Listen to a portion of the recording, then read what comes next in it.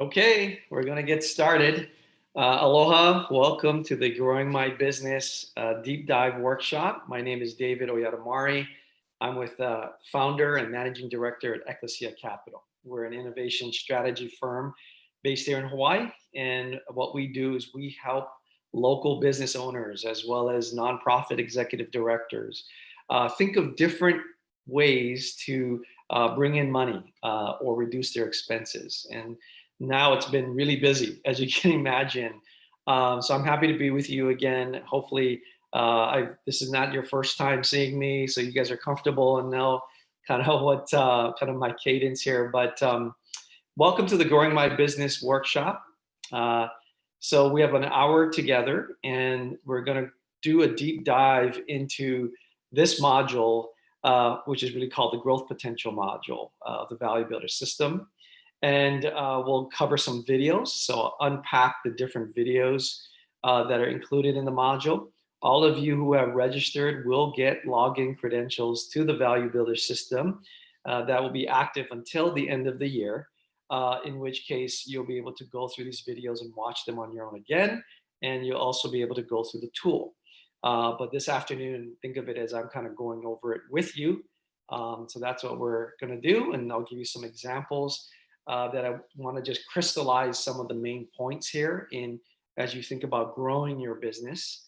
And then we'll get into the tool itself and then apply the tool to maybe one of you if you want to be thinking about if you want to shoot me in your Q&A some of the things there for the tool, or I will come up with a fictitious company to kind of crystallize the point.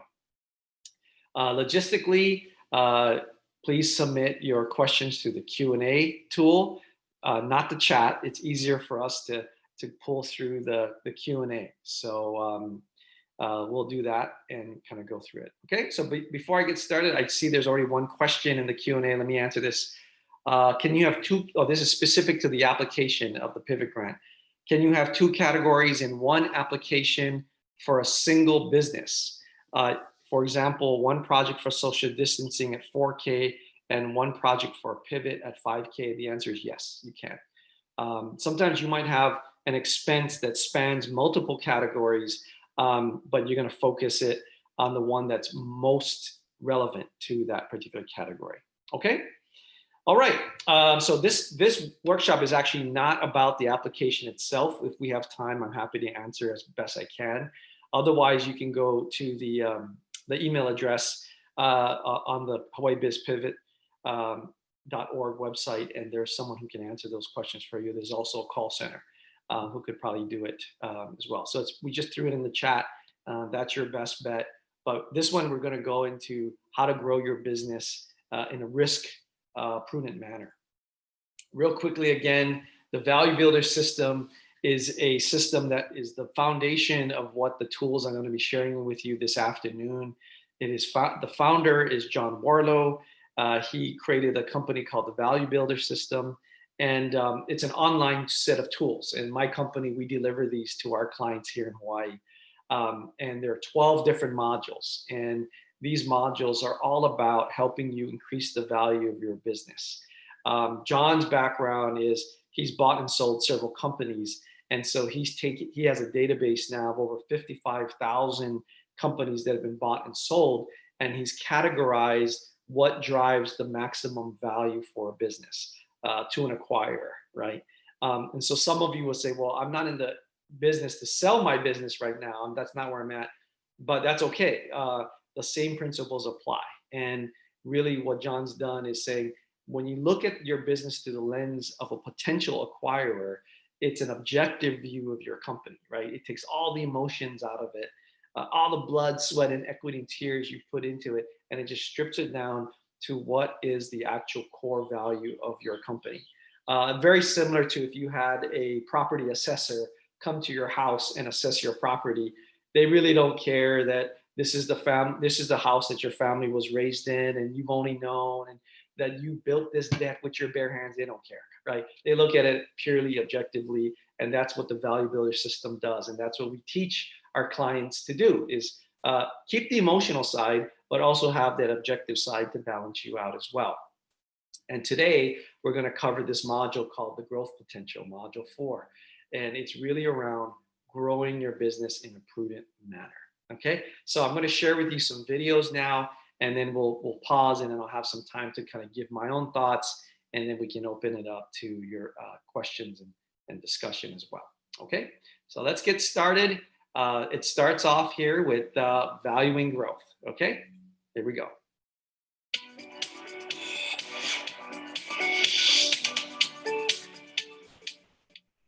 Let's talk about the size of your business and how quickly it's growing and the impact those two variables has on your valuation. First of all, let's talk about size. So, as you know, we've now analyzed tens of thousands of businesses, and over the lifetime of our company, we've seen that the average multiple our users get is 3.76 times their pre-tax profit. However, when we isolate those users, those companies with less than $1 million in sales, the offers those businesses are getting are significantly lower. If we look at companies with 1 to 3 million in sales, it's about average. If we look at 3 to 10 million in sales, we're getting a better multiple. And for those businesses that are at least 10 million in annual sales, they're getting a much better multiple. So size certainly has an impact on the value of your company.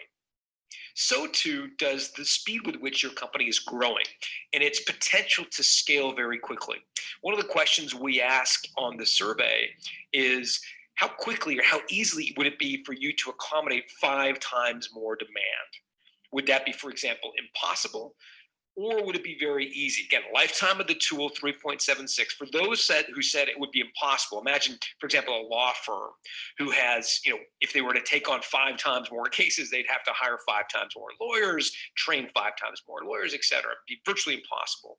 Those businesses are getting much lower multiples when compared to those businesses that said, you know what, it would actually be relatively easy. Imagine a software company or a manufacturing company that could accommodate much more demand without incurring a lot more expenses. Those businesses are getting much better multiples. The reason these factors are driving and manipulating the value of your company comes back to what a buyer is buying when they buy your business. As much as we want to think they're buying our brand or our reputation in the community or our inventory, in fact, what a buyer is buying is your future stream of profits. And therefore, they will pay more for your company if, number one, your future stream of profits is growing, and number two, the estimates of how quickly you will grow that future stream of profits are reliable. And again, this comes back to the math we looked at the customer score. You recall we looked at a business with $100,000 in pre-tax profit. A financial buyer would look at that, the rights to that $100,000 in pre-tax profit in the future, and say, what am I willing to pay today for the rights to that profit in the future? And if the investment threshold that this investor wants is 15% return on their money, they would spend $86,000 today for the rights to $100,000 a year from now. If their annual expectations for a return are 15%, it's simply 100,000 divided by 1.15. If you then project out this company in the future just making exactly the same amount of money in the future, $100,000 in pre-tax profit, each year the acquirer must wait for their money. It gets discounted by that number of years. So in year 2, the 100,000 gets discounted by 1.15 twice. So it's 100,000 divided by 1.15 equals 86,957 divided by 1.15 equals 75,614. And then if you literally project out 10 years into the future, you can see that when you've got a relatively flat line growth, even though in this case we've got a 15% discount rate, which is a very charitable, good for the entrepreneur, not so good for the acquirer discount rate, the valuation is relatively modest. Now, if we look at a business growing very quickly, you can now see the impact of fast growth and how that really impacts the overall value of a business. So here we've got a business that's growing at the rate of 20% a year each year for the next 10 straight years. And the acquirer is placing a very low discount rate, meaning they believe that your future stream of profits is very reliable. There's something you've done or told them that makes them believe that it is very, very likely that you're going to achieve these goals, in which case you're getting a very high multiple for your business. Again, today, these two businesses I've just showed you as an example of are generating $100,000 in pre-tax profit. One is growing very, very quickly and made the case to an acquirer that that growth rate is very reliable. Likewise, another company has made a case that their future stream of profit is reliable, but unfortunately, in the first example, it's not growing. And so you can see the impacts growth has on the value of your company. You know, when I talk to entrepreneurs and I ask them to give me an analogy, a sporting analogy for running a company, the number one sporting analogy I get is it's running a marathon. It's a long, slow slog of a race, and the exit is the equivalent of crossing the finish line. And we do that exhausted and just kind of willing our body across the finish line. And as hard as it is for us to realize, the buyer is actually sitting, anticipating their race on the starting line. And so the very company that's going to buy your business is also going to run a marathon, but for them, it's the starting line. And they're coming to it with all sorts of energy and enthusiasm and hopes and dreams about what your company can achieve. And the bigger and brighter future you can paint for them, the more valuable your business is going to be in their eyes. So again, what John is talking about in these videos is looking at your company through the lens of an acquirer, right? And as I mentioned, you don't have to be in the market to sell your company, but the point is the same, which is objectively looking at what activities generate maximum value for your company. And the couple of points he's making here is, as your profits keep growing year over year, and how reliable is that to continue over time increases the value of your company. So it's really around the valuing growth and then having growth embedded into your company versus sort of a company that has sort of flatline in revenues. It will, as you saw in his example, dramatically increase the value of your company. So when we talk about growth, we don't just talk about it like everyone knows, yeah, growth is good, right? We get more money. It also is good from the perspective of valuation of what your company is worth. Is a company that is growing year over year is also much more valuable. And this we can probably intuit just knowing, if you follow the stock market, right, is that companies that are continuing to grow earn a premium in the stock market. It's the same idea that we're sharing here. Okay, so any questions on that before I go to the next video? It's really around the value of growth, the inherent value of growth to your business.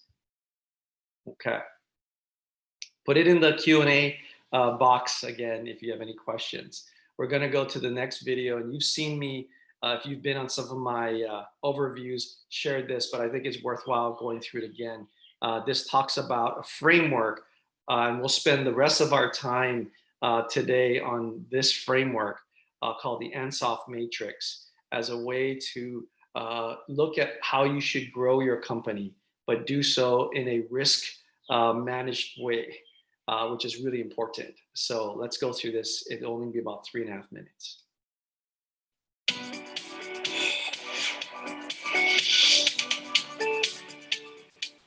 So the size and growth rate of your business is important.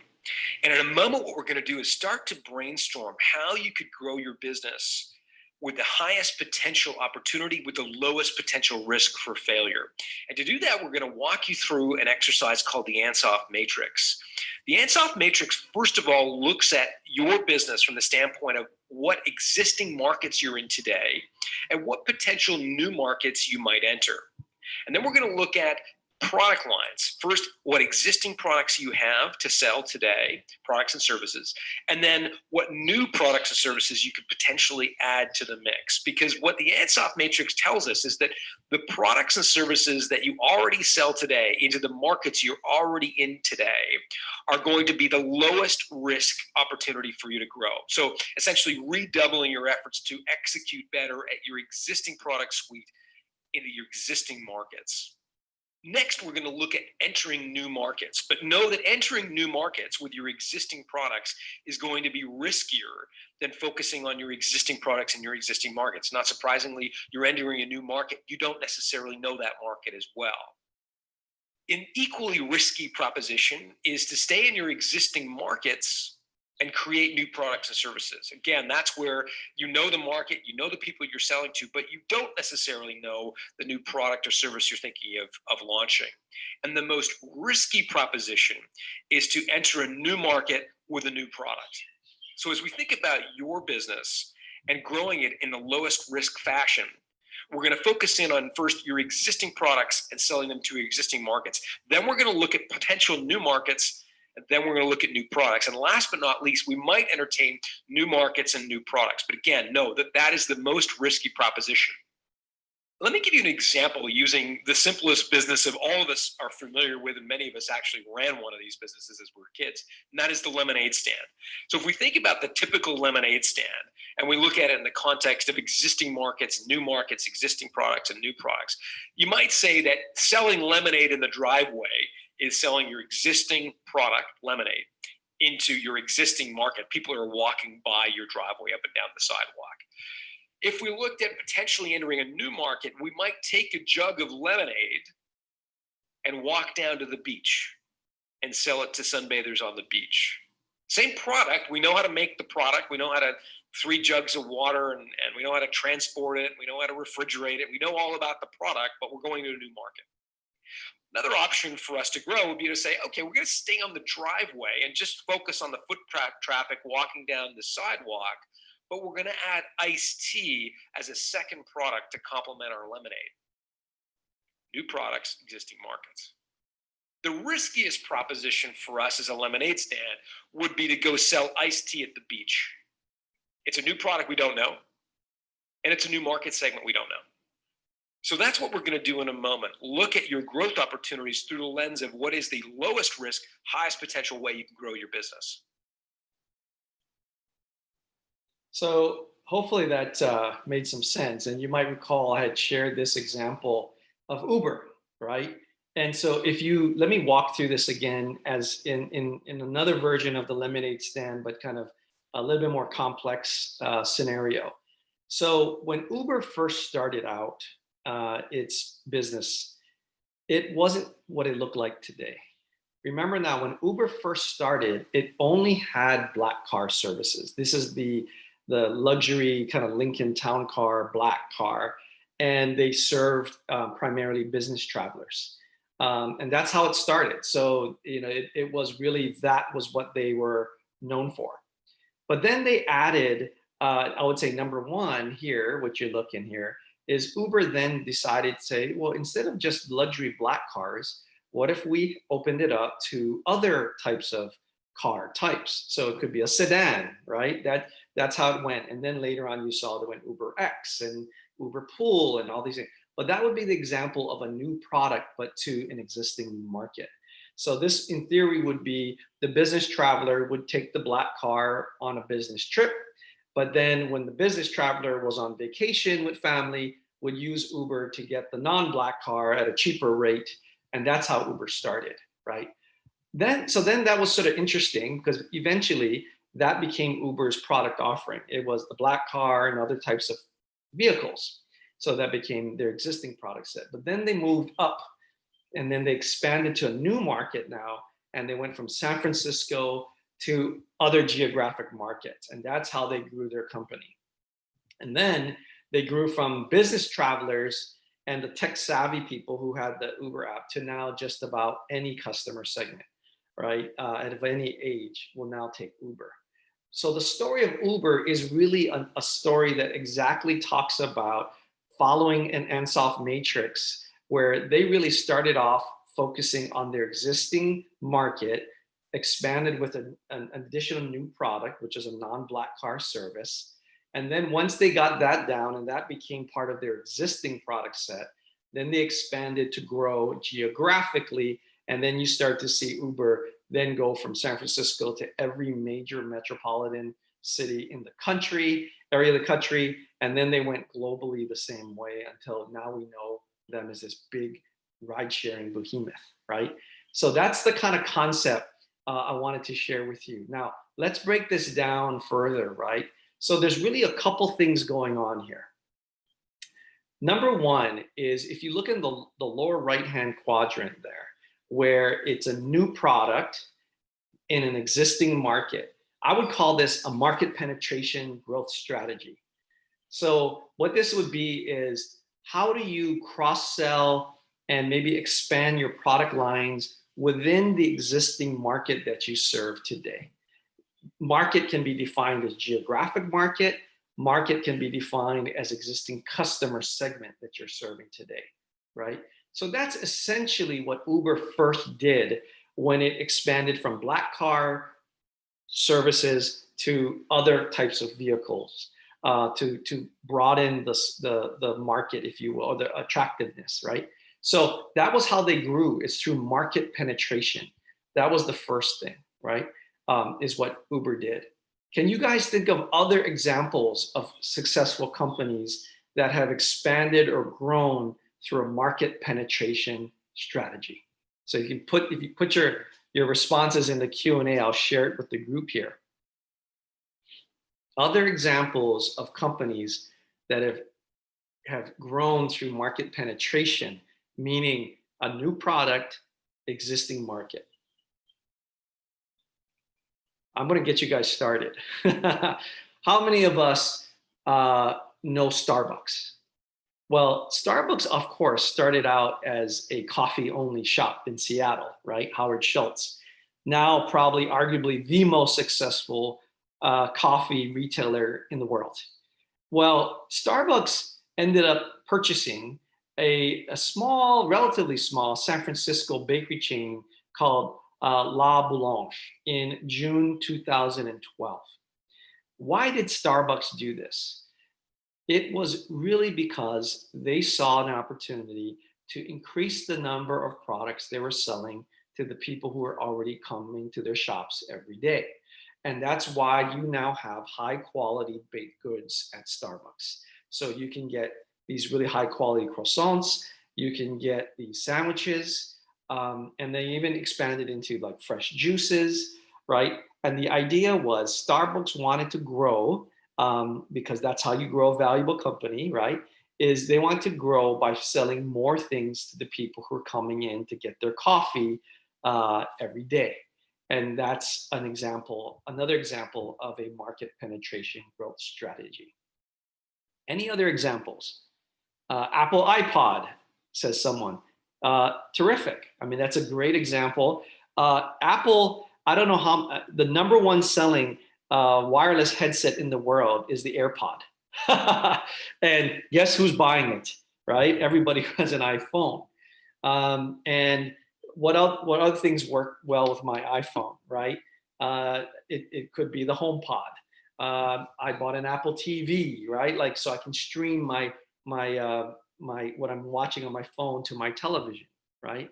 Yeah, someone said the KTA supermarket sells fresh bento boxes, even fresh barbecue is another great example, right? It's growing but with your existing market, but you're adding different products. Amazon buys Whole Foods. That's an interesting one, for sure. I think that is a good example of also probably a good market penetration. It's probably a little tinge of even what I'm going to talk about, even entering new markets as well. But absolutely, I think it's really clever of them, because if you're Amazon and you want to crack into the grocery space, which, by the way, is a fiercely competitive industry. That's why Amazon bought Whole Foods for that, one of those reasons. Many of you may or may not be aware that the number one and the largest grocery store retailer in the country is anybody want to guess? Walmart. And Walmart is a great market penetration strategy for them, right? It's a repeat business that they're going to get. And in fact, their new subscription service, Walmart Plus, doubles down on that and gives you free grocery deliveries as a Walmart Plus member, right? So these are the things that I want you to think about for your business. How do you translate it for your business to grow through a market penetration strategy? Here's another example locally. Shimazu store, famous, iconic store out in Uanu there on School Street, is known for shave ice. And Kaylin Kim is the owner there, and she's been doing a terrific job getting through this COVID environment. But what did Kaylin do when everyone was at stay at home and you can't do takeout or delivery of shave ice very well? Kaylin ended up starting to sell ice cakes. So she took the Shimazu syrups and created the right, proportions, and then starting to sell the shave ice and doing quite well. In fact, now she sells more ice cakes than she does shave ice. And then she started to sell lemon peel gummy bears, which is and also prune mui, and now that has expanded as well. And now she's selling to all her regular customers, and in fact, grown a little bit of her customer base because of her ice cakes and her gummy bears. So yes, terrific examples there. And then those of you who were fortunate enough to join us last week, Monday, we had a restaurant pivot webinar, and Mark Nezu was there, the director of operations from High's Steakhouse, the iconic High's, when he talked about what they were doing from a growth strategy, because fine dining is obviously challenged right now, is they have the High's Butcher Shop and the High's Catering that they're expanding now and doing quite well, right? So they're taking the same level of expectation for High's service and quality food, and they're expanding it to the butcher shop, which is really where they're selling really fine quality meats, and they're including some of their unique spices and seasonings for their steaks with instructions of how to cook all of that. And they actually have a catering service. So if you want to really bless your loved one and give them a great birthday dinner, you can have Highs come over to your home and for a group of your friends, socially distanced, but prepare bananas Foster, at your table, at your home through High's Catering.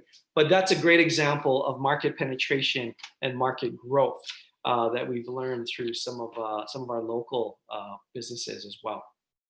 So one way to think about growing your business is through market penetration, right?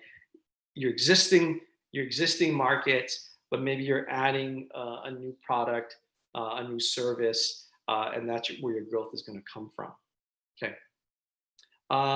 Michelle says, Starbucks also began selling CDs.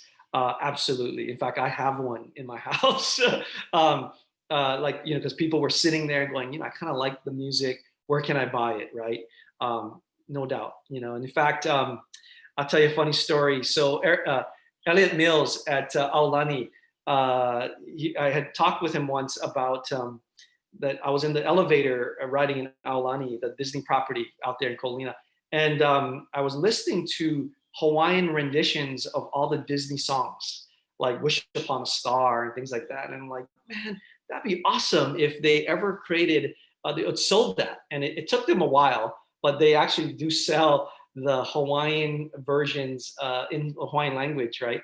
Of all the, not all, but several of the Disney classics. And that's exactly another way Disney's growing and making money off of their music as well. So thanks, Michelle, for that. Yeah, so that's growing your business through market penetration. Now, let's look at the vertical axis and see what that looks like. So this would be, you have an existing product, but you are expanding geographically or to a different customer segment, right? That's what this is about. And so let's think about some examples of this, right? What are some ways that you're going to be able to grow geographically or through a different customer segment with your existing products and services? So I think I shared with you all in the overview of the business pivot workshops of John Moore from 3D for Medical. You might recall this is the story where he was originally selling photographs, 3D models of the human body to textbook publishers, right? But when the 2008 crisis recession hit, all that business went away. And so and he was on the brink of pretty much closing up his company. And what he ended up doing was deciding maybe there is a different market, customers who are willing to buy what we do. And he ended up selling and creating a digital app and selling it to medical school students, faculty, professionals themselves. And then his claim to fame was he ended up selling his app to Stanford and I think it was Cambridge universities. And then his business took off. But there's a great example of someone who had this product. It was not that new, right? All he did was translate it to a digital app. So it was new from that perspective. But basically, all the resources, all the skills were already there in his company. And then he just decided instead of selling it to textbook publishers, I'm going to sell it directly to the medical school students. And as they say, the rest is history, right? I think he sold his business for over $50 million, from near bankrupt to 50 million, by the way. Another example was Royce. Again, if you were on our Restaurant Pivot webinar on November 2nd, Roy Yamaguchi had shared a little bit of what he was doing, which I thought was quite creative. But remember now, his story is he started Roy's Hawaii Kai in 1988. That was his first location. He was, I would say, one of the innovators of Pacific Asian cuisine. We take for granted here in Hawaii. The rest of the world had not really seen this yet. Well, then Roy, in his genius, decided he could expand, and he has, I think today was like 8 different Roy's locations on the continental US, 8 in Hawaii, 1 in Japan, 1 in Guam. And that iconic Roy's brand now is like shorthand for Asian fusion cuisine. That is a great example of someone who has taken his existing product, his knowledge, his recipes, that skill set and that uniqueness, and then expanded it geographically. And now he's like all over the world, really. Any other examples that come to mind for you folks that companies who have successfully taken their product existing and gone, expanded, growing geographically or growing to a new customer segment, right?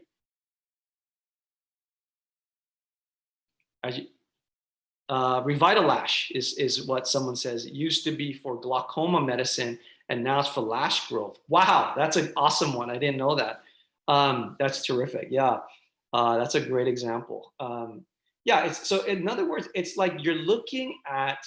I've talked about this before in the 7 questions I think I shared with you folks if you were attending the previous webinars. If not, you can go look at it.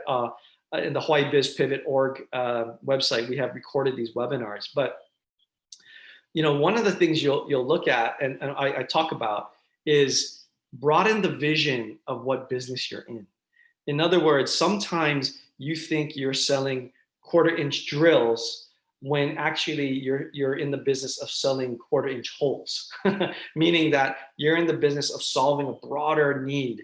And I think that Revitalash is a very good example of this, is that I don't know who this was, Bosch and Lam, or whoever it was, but if they just said, no, we're in the glaucoma medicine business, they would have missed the opportunity that this same product could be used for lash growth. And who knows, maybe they're making more money from that now than they did off glaucoma medicine. Who knows?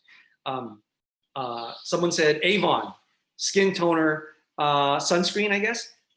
Later became known as mosquito repellent. Oh yeah, I have that in my house. I know exactly what you're talking about. So yes, this is another great example where initially someone had a sunscreen lotion, but then they realized that when people put it on, that it also warded off mosquitoes. So there's another way an existing product can expand. But how do you get there is important. And that is you think more broadly. Oh, Skin So Soft, thank you. How do you think more broadly of that, right? That solution that you're solving more than the narrow focus, right?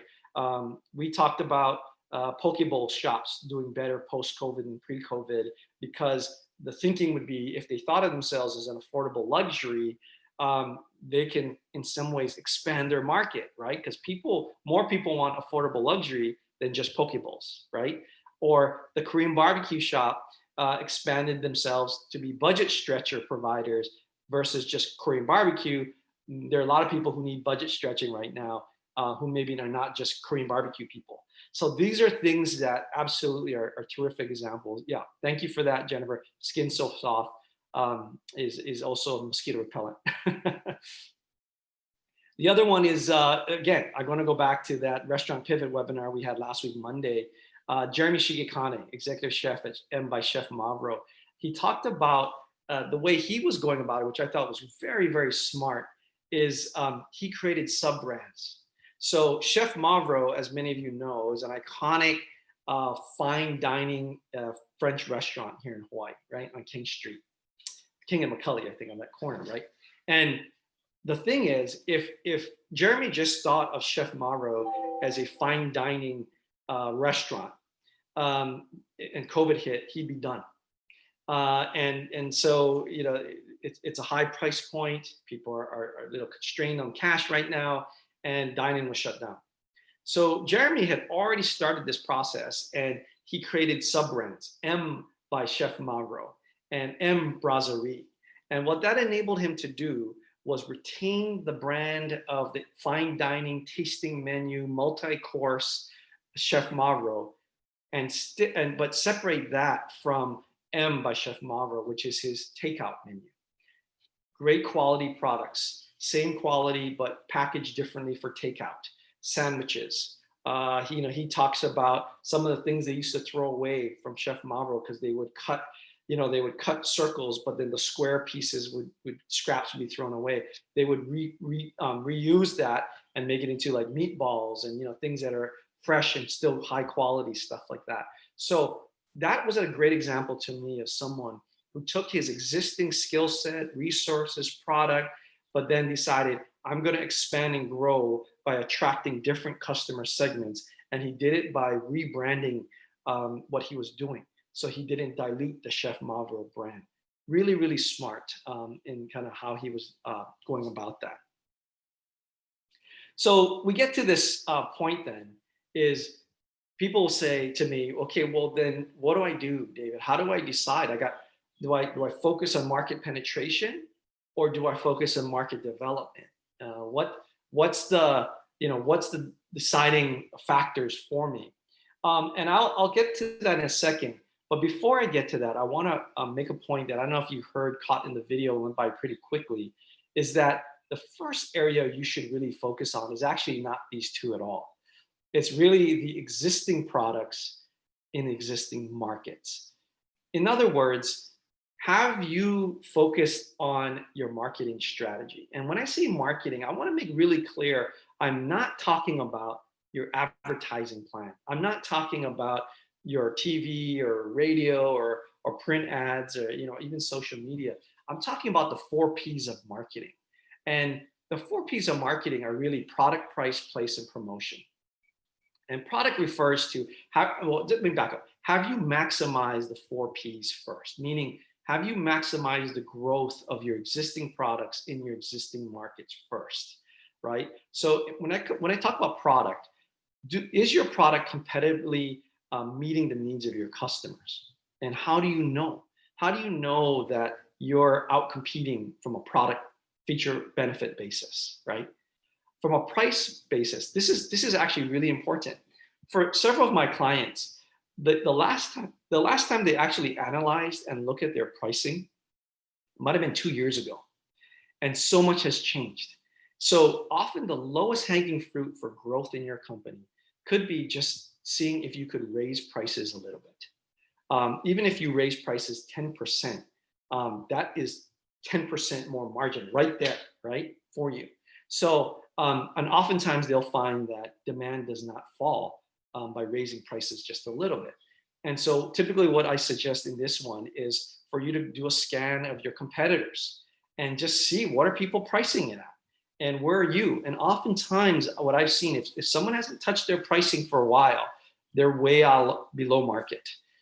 In my previous experience, my prior employer, we did this, and it was very true that we were often below market, and then we would run price sensitivity tests, and we would raise prices in certain markets just to see what would happen to demand, and we would find that they would have negligible impact on demand. So that's something to think about. When it comes to place, I'm talking about which distribution channels have you not explored yet. So maybe you're really comfortable with direct mail, Have you gotten into social media? And how good is your social media, right? Oftentimes people dabble in social media, but this is actually a science, right? And do you have people who know what they're doing helping you in that area? And then promotion really refers to, have you generated a wow factor? I think Chef Roy had talked about this last week. It was important for his marketing strategy to always have a wow factor so that it creates a buzz. And for this, I would say your message is comprised of three things. Number one, is there a really clear, obvious, overt benefit, right? Two, for that benefit, is there some credibility statement, a reason for people to believe that that benefit would accrue to them should they buy your product or service? And the third thing is that product or service, that benefit, 10 times better than the next alternative, next best alternative? In other words, what is your differentiator? So, in other words, this is what I would recommend you do first to grow your business: is make sure you tap all the four P's of your marketing strategy first. Then I would say, after you've exhausted that, then look at your market penetration. But think about it in this terms. What is the cost to you to develop a new product, right? Is it within your existing resources and capabilities to do so? A lot of the examples I shared with you were examples in which people already had within their capability set to create something new. Like Kaylin from Shimazu, she already had the syrups, right? And just creating the right proportions to create ice cakes was really the part that was challenging for her, but she had the capability to do it. And so that really didn't cost her a lot to expand into a new product to your existing market. Can you test it first, right? So before you go full bore into a whole new production of a product, can you test it? And so that would be something I would say is important. And also, I would say is, fight the tendency to just create all kinds of stuff, throw it on the wall and see what sticks. That is not what you want to do in this scenario to grow. Well, in fact, just the opposite. You might remember the example I shared with you of Joshua Dick from Umex, where he actually did the opposite and he said, I'm going to look at these seven different product lines that my business has, and I'm going to look at which one has the highest growth potential, highest margin, and where we can dominate. And he pruned his resources to push it all into commercial cleaning supplies for coffee makers. And it was at a time when, obviously all the coffee cafes were growing, and the rest is history for him too. He ended up selling his business for quite a multiple. So that's what I would say there. When you think about, should I go into market penetration, is to look at what your skill set and capabilities are. Can you test it inexpensively before you go full bore into that to minimize your risk? Then when you go into market development, similarly, you're going to want to think about, what is the cost to enter that new market? Especially if you're thinking geographically and you're based here in Hawaii, we all know that land is not cheap. So, before you sign that new lease, you want to make sure you understand more carefully about that marketplace. Also, what also often happens to some business owners is they have one location on this part of the island, another location on that part of the island, or maybe even on a different island or the mainland, and they run into trouble in that they have a difficult time controlling and managing their business across multiple geographic locations.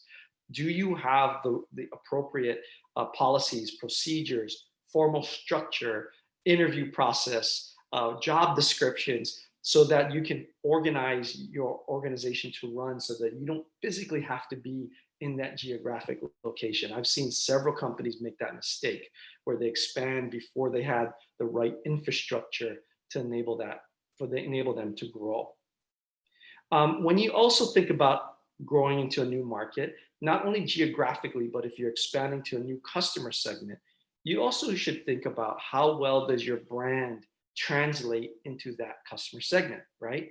Because you might be really popular in East Oahu and then try to take that business to Maui, and it doesn't translate very well, right? How much will you have to spend on brand awareness? And then how well do you understand the local competition in that new market you're entering, right? Don't expect your competitors, obviously, to just sit back and be like, oh, we got a new competitor in our market. They're going to fight. And so, how well do you know them? And why haven't they brought whatever you're bringing to that market already? So, those are some of the questions you're going to need to answer as you think about going in that direction towards market development as part of your growth strategy. And finally, in the upper right, where it's a new product, new market, this is the caution warning sign, right? This is the one where I caution people absolutely to don't get into this unless you've done a lot of your homework, because this is obviously the highest risk proposition. You need to be creating a financial forecast of exactly what is the size of that market, what is the upside potential, and is that commensurate with the amount of risk that you're bearing for going into a new market with a new product.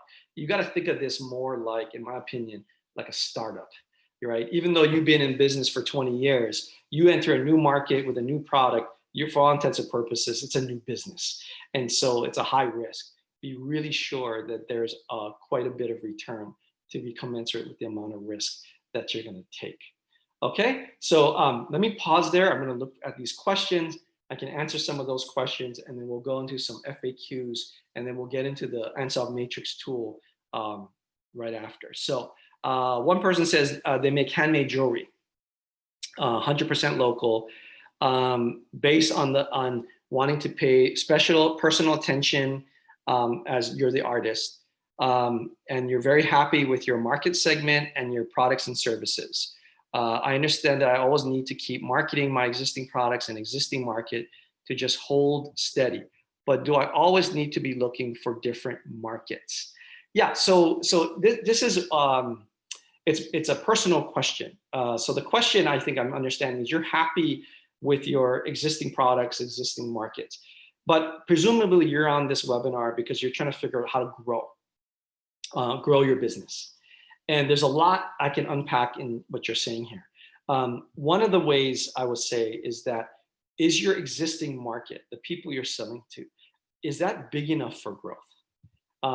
It might be that your market is already tapped out, it's too small. And the way you would answer this question, quite frankly, is to really understand what is your market share in that market that you're in today. If it's low, fine, have at it, because you have a lot of upside to grow. But if your market share is like 50, 60% or more, you've pretty much tapped out, right? So that is what I would say. So let me give you an example. Let's just say you are the world's best buggy whip maker. I would say to you, great, have at it, but how big is the market for buggy whips, right? And that is going to be capped by the size of your market, right? So that's I think a way I would think about that for you. So if it is too small, then maybe you need to be expanding your market, and then it gets into either of these two, right? Development or penetration. Now, when you get into the question of, but I am the artist, I kind of produce everything because I want to put my artistic spin in every unique piece of jewelry I create. That's fine. Just know though that that inherently will reduce your ability to scale your business, right? Because it's only as fast as you run. And if you go on vacation for 3 weeks, which most business owners never do, but if you did, your business comes to a grinding halt, right? So the recommendation for those people typically is, can you find other types of products that maybe are not as specialized? And so you'll be able to then scale. Next week, Monday, at this same time, we have another webinar calling Scaling My Business. And I will go exactly into the tool that will help you evaluate which products you can scale and how to scale your business, okay? Next question from Dennis is, how does a wholesale business switch to or add retailing? That's a interesting question. I'm not exactly sure actually how to switch per se or add, but I will say I've seen examples of this. I don't know personally what they did, but I think of folks like Lion Coffee. Lion Coffee has a factory out on Kalani Street in that Kalihi area. And it's where I think they do their machine rentals. It's where they roast their coffees, produce their coffees. But they also have this little retail cafe right there in the store. So that to me was one example of what I saw, like an actual wholesaler roaster doing retail as well. So it's usually maybe a little extension of what you're already doing. Now the challenge for wholesalers oftentimes is your clients, who are the retailers, don't like it very much when you compete directly with them. And that we have a client right now who is struggling with that and is choosing to stay wholesale in interest not to compete directly with their retail clientele. All right. With no other questions, I'm going to go to the FAQs on the video that might spark some more thoughts for you, and then we'll go straight into the tool. Feel free to keep the questions coming, though, as they come up. Here we go.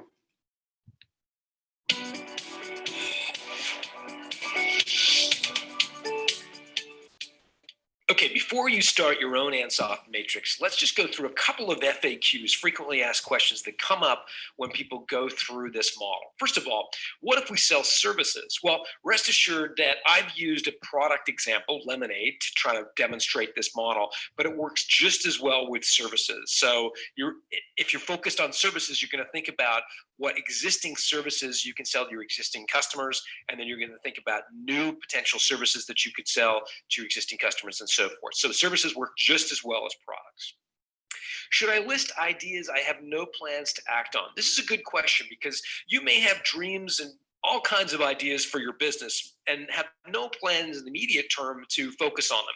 And that's okay. We want you to list those as well, because again, when you're having a conversation with a potential acquirer, it's not only what you've done so far and what you can do in the immediate future, but for them, they're going to be interested in what potential new products you might be able to sell in the future, given additional resources and so forth. So we want you to focus on as broad a possible product and service set you can to really start painting the picture for an acquirer as what's possible with your business. Doesn't necessarily mean you're going to execute against these ideas, but really we want to paint a picture of what is possible with your company. What if we have no plans to enter new cities is another question we get. And that's when people think of new markets as a synonym for new cities. And I want you to think more broadly about what a market could be. So a market could be geographic. So it could be another state, another county, another region. So it absolutely could be another geographic area or a new city, for example. It could be that. But it also could be another demographic. So for example, let's say you're doing really well with young 18 to 24-year-old men today, as an example. And how might you rethink your product or service if you were to go after women aged 25 to 34, as an example? So it could be a demographic segment. It could also be a psychographic segment where we're looking at the study of motivations and people's attitudes. There are lots of different ways to slice up a potential market. So don't just be married to a physical geographic market. It could be other ways to segment your market when you think about answering the question, what new markets could you enter? Another question you might have is that when you think about the new products and services that you could sell, you're probably thinking of selling them both to your existing customers as well as potentially new customers, and where to categorize them if they were to be targeted at and positioned for both new and existing customers. Here, we're just looking at where you would get the majority of your revenue from in the early days. Remember, this model is designed to look at low-risk opportunities for growth. So in the first year or two, would you primarily be selling this new product or service to existing customers or new customers, and classify it based on how you plan to proceed in the first year or two. If the majority of your customers are going to be new customers, then plot it as a new customer opportunity. If your majority of your sales for this new product are going to be to existing customers, then categorize it for primarily existing customers. All right. So hopefully that made sense. I'm going to go to the tool in the time we have remaining here. And all of you, again, who registered will have access to this tool. It's called the Growth Quad, which creates the Ansoff matrix that you've seen. So just in the interest of time, what I'm going to do now is I'm going to make a fictitious company. Let's say you're a drink company. today. So you would say, you would go through this, and the first step is list up to 5 of your existing products or services you could sell by focusing more your energy on, right? So let's say you're a business that you sell coffee, right? So you're going to say, okay, I sell coffee, and maybe coffee drinks. And then you also sell sandwiches and pastries. Okay, so it's starting to look like Starbucks, I guess.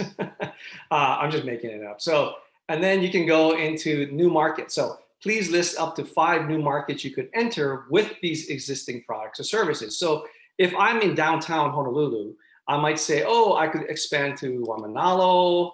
I've been thinking about that shopping center in Pearl City.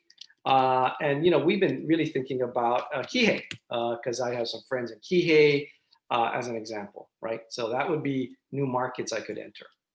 Now gets interesting, right? So you can see kind of what it's trying to do, right? Like, what about the 5 products or services that are new now, you don't offer today, and you're considering offering it at some point? But then also tell us, will you focus it mostly on your existing or your new customers? So this one I might put like boba tea, or I might put what's another thing here? Smoothies or something like that. Okay, so hold on, let me continue on. Some Zoom gets a little glitchy. So smoothies is another example. And I might add like gourmet tea or something like this. Okay, so I might say boba tea, maybe my existing customer, smoothies, that's a whole new base for me, and gourmet tea is existing. Or maybe smoothies and boba are new, because that's really sweet and we don't get into that. Once you do those 3 steps, you're gonna get the Ansoff matrix, and here's what it will show you. And then you'll see, oh, I know what this thing was doing. So here's what it looks like. So you remember now, the Ansoff matrix is looking at new markets and existing products. So when I looked at markets, I said, Waimanalo, Pearl City, Kihei is all my new markets. That's if I have my existing products, that's where I could go. This is what I'm currently focused on: coffee, drinks, sandwiches, and pastries. But if I added gourmet tea, I could maybe sell gourmet tea to my existing market. But the highest risk, if I started to sell boba tea and smoothies, right, to Waimanalo, Pearl City, and Kihei. So you get the idea. All the questions we're trying to do is plot you on this Ansoff matrix. And again, the way you focus is first here in the green, the lowest risk, which is, have we tapped and done all of the marketing strategy that we need to do to make sure we can grow our business? Then if not, maybe it's adding gourmet tea. It wouldn't be too hard to add it to the menu, right? Or maybe it's expansion to Waimanalo, right? And then by caution, then start to think about making boba teas and smoothies in Waimanalo, okay? So that's how this works, all right? Any questions on that? That's the Ansoff matrix, or the growth quad, as it's called in the tool. Hopefully that helps you. So again, the point of this is to, as you think about the different ways to grow your business, you're thinking in terms of, is it a new product expansion or is it a new market expansion? And allowing you to plot it so that you can look at it from a risk management perspective. Let's see, question here. How can a small shop selling services do price sensitivity testing without unintentionally upsetting customers? That's a tricky question. I don't know exactly how to do price sensitivity depending on your shop. You could theoretically, maybe I'm gonna make stuff up. Let's say you're a retail shop. Maybe you want to go to like a farmer's market or some other location, or sell online at a slightly different price point, and then see how that works. That would be one way to do it.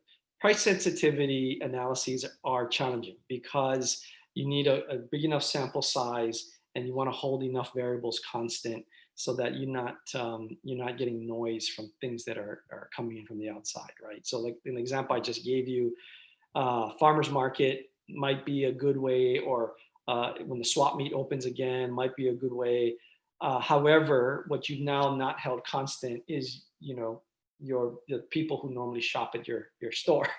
So there's never a perfect scientific control study, but that's what I would say. You want to try to keep as many variables constant, and then just change it in other places without unintentionally upsetting customers. The other thing is, if you want to just do it at your existing shop, maybe when you introduce a new product, you price it a little differently and see what happens there, right? So the product is the variable, so to speak, but you're trying to make sure that product isn't so different from your existing product line, although it's new, that you can observe what the price impact would be. Yeah. So in this example here, if I were going to add gourmet tea in my shop, I might price gourmet tea a little differently and see what happens.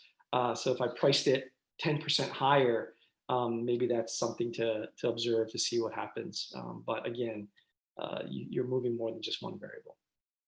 All right, so we're at the top of the hour. 1 hour went by really quickly. I really, truly hope this was helpful to you all, and I wish you the best in growing your businesses.